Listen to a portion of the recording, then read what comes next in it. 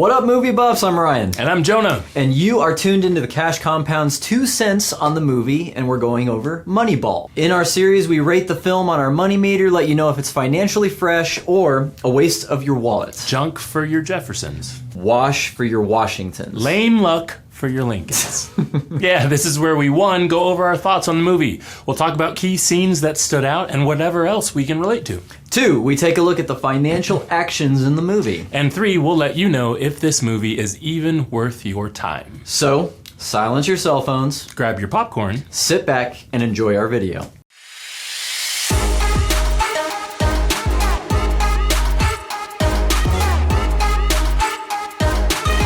This week, we watched Moneyball. If you haven't seen it before, we want to let you know that this video will absolutely contain spoilers. So, if you haven't seen it yet, go watch it first, and if you have, but it's been a while, we'll give you a brief summary before we jump in. So, Moneyball. This movie occurs in the early 2000s, and it starts with the Oakland A's losing the World Series. This is baseball. A promising season ended in super disappointment, and things only look worse because actually 3 of their starting key players are moving to different teams, and Billy Beane, who is the manager, played by Brad Pitt, has a budget for replacing them that's almost a third of what the other winning teams can offer. The movie is about how Beane shakes up his approach to recruiting new players so his team has a chance. So, Moneyball came out in 2011, and the scores surprised me a bit here. It has a 7.6 on IMDb, which seems a little low, and on Rotten Tomatoes, it got a 94 from critics, 86 from audience. Not a huge difference between the critics and the audience, but I lean with the critics on this one. I like this movie a lot. The movie stars Brad Pitt, as Jonah said, Jonah Hill, Philip Seymour Hoffman, and Chris Pratt. Now, I've got to tell you, I think my favorite actor out of that list is actually Philip Seymour Hoffman. He was great, man. He was good. It was good. He was really good. I really like the cast, obviously. Everyone does a great job in this movie. This one's actually really interesting because both of us had already seen the movie, right? Yep, okay. I had seen it. I liked it then. I like it now. It's funny. This movie was a cold purchase for me. A friend and I were at the store. He told me I should get it because he thought I'd like it. My gut reaction was, I don't care about baseball. Why would I watch this movie?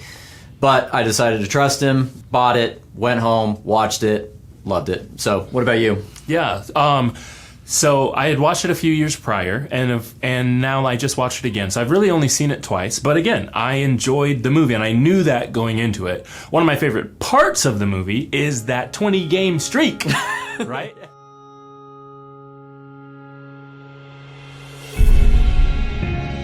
In this movie, once Billy rebuilds the team, he gets a season that's started, and it starts off terribly. But then things start to click, and they get a streak going. That's when they break the record of most wins in a row at the time. So it was really cool to see the payoff after all the difficulties. But man, game 20 was intense.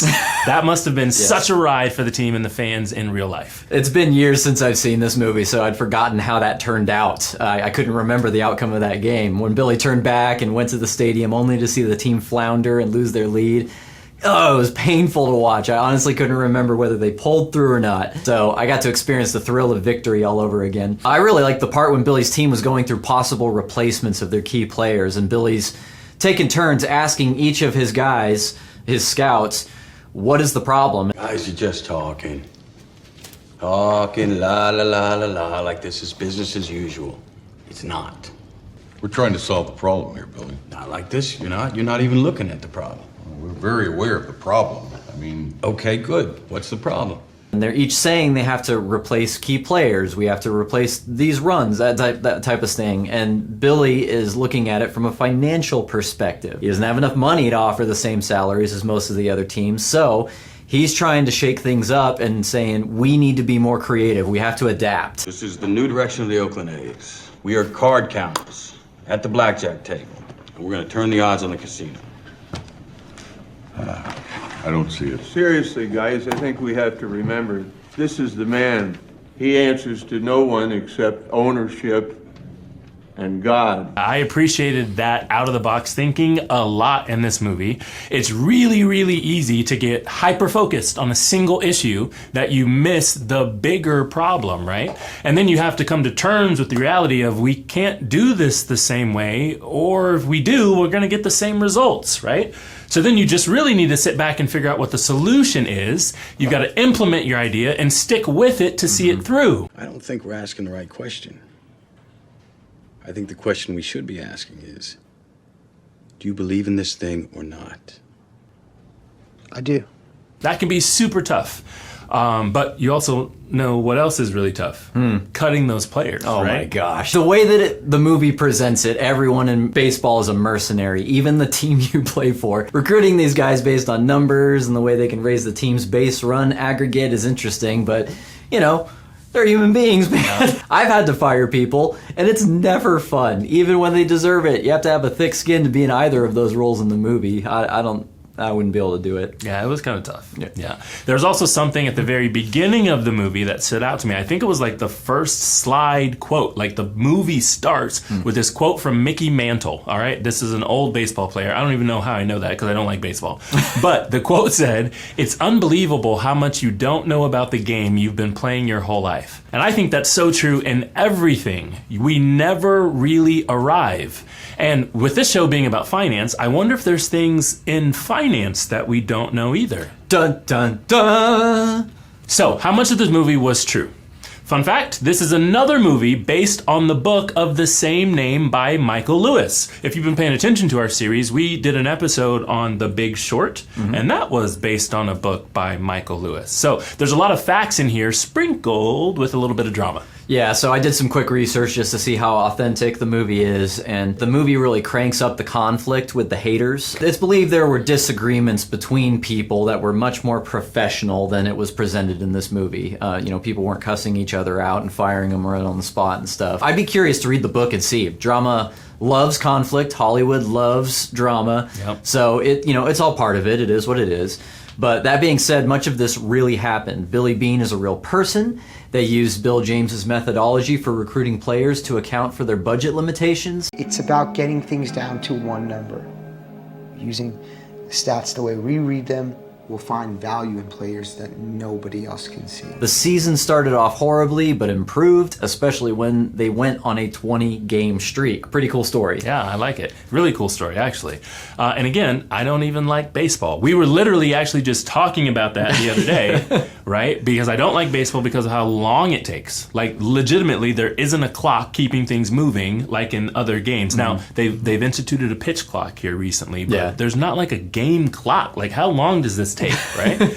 But I like the movie, and it lasted 2 hours and 13 minutes, I believe. So there's a clock on that. Yeah, there's a clock on this one. It also had some interesting things to tell us about finance as well. There's a part at the end of the movie. After the season is over, they had their streak, but they didn't win the World Series. Billy's pretty disappointed. He goes to the Red Sox stadium and talks to John Henry. And Henry says, one of the great things about money is it buys a lot of things. One of which is the luxury to disregard what baseball likes, doesn't like, what baseball thinks, doesn't think. And Billy laughs and says, Sounds nice. So, Jonah, All right. do you believe having an obscene amount of money means you can disregard what people and organizations think? How much we talking? 12.5 mil. No, that's not enough to disregard what people and organizations think, you know? You know what I found crazy interesting in this movie? The fact that Billy got so much hate for just trying to do something different when putting together a baseball team. This better work. I'm just kidding you. Even if it wasn't as emotionally charged in real life, I bet there was still a lot of tension and questioning because it was outside of the norm. But as soon as it succeeded, others adopted his methods, right? So I think at the end of the movie, it says that the Boston Red Sox ended up winning the World Series for the first time since like 1912, 1915, something really early, by using a team built around Billy's idea. Since this series is about finance and how the role that we like to play in this and everything, we're looking at this through the lens of banking. Banking is a little bit like that as well. Everyone understands traditional banking. Everyone's okay with using a traditional bank and getting loans from those bank and financing purchases and getting credit cards and holding their money there. But we teach people all the time about infinite banking, which is sometimes called privatized banking. And that can be so out of the box for some people that they just immediately write it off. And if I say it to anybody, I'm ostracized. I'm a leper. So that's why I'm cagey about this. It's no different from all the transactions that we're used to already, except the change is in the fact that you're personally able to keep all the interest earned. Or better yet, regain any of the interest that normally would have been charged to you by these third-party banks. It's such a simple concept, and sometimes we get treated like Billy Bean because a lot of ways we're going against the grain. Yeah, I mean, thinking outside the box is always going to have an element of risk because it's unknown. Someone else charted the territory, so why stray from the status quo, you know? In many cases, the status quo benefits a select group of people instead of the group as a whole. So that's why we're such big fans of starting a private bank and getting back that control to make sure that you are seeing the benefits of your financial system. Yeah, I can think of many an event this year, or even in the last few years, that have titles like creative finance, right? That's just a fancy way of saying think outside the box.